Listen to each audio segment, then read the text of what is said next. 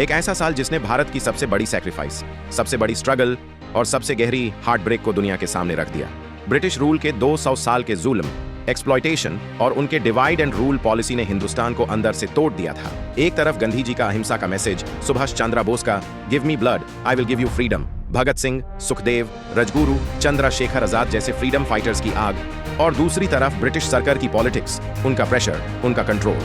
पर सबसे बड़ा फिशर तब पैदा हुआ जब मोहम्मद अली जिन्नाह ने एक अलग मुल्क पाकिस्तान की डिमांड रखी। Migration, riots, communal tension, misinformation, fear और पावर गेम ने पूरी सब कॉन्टिनेंट को एक ऐसे मोड़ पे ला खड़ा किया जहां हिंदू और मुस्लिम अवाम, जो सदियों से साथ रहती थी, एक दूसरे के सामने खड़ी कर दी गई। ट्रेन्स लाहू से भरकर आई, कहीं भारत के तिरंगे के नीचे लोग एक दूसरे को बचाने की कोशिश कर रहे थे और कहीं अलग देश के आइडिया ने दुश्मनी को हवा दे दी। और तब 14 अगस्त 1944 को पाकिस्तान बना और 15 अगस्त को भारत आजाद हुआ। बॉर्डर एक रात में खींच दिया गया, एक रात में परिवार अलग हो गए, जमीन अलग हो गई, धड़कनें अलग हो गई। लेकिन भारत के हीरोज, हमारे फ्रीडम फाइटर्स, उनकी यूनिटी, उनका करेज और उनका स्पिरिट आज भी हमें याद दिलाता है कि हिंदुस्तान सिर्फ एक कंट्री नहीं, एक सिविलाइजेशन है। हमारा तिरंगा आज भी उन सबकी कुर्बानियों का सिंबल है जो ने दुनिया को दिखाया, unity is our real strength. और जब हम पीछे मुड़कर पार्टीशन को देखते हैं तो बस एक सवाल उभार कर आता है, अगर उस वक्त जरा सी भी यूनिटी होती, क्या आज भी हम एक ही देश होते? ये कहानी सिर्फ पार्टीशन की नहीं, ये कहानी है एक नेशन के रिबर्थ की। आजादी के बाद भारत की कहानी यहीं खत्म नहीं होती, यहीं से एक नए देश का असली सफर शुरू होता है। एक ऐसा देश जो जख्मों से भरा था पर हिम्मत से और भी ज्यादा।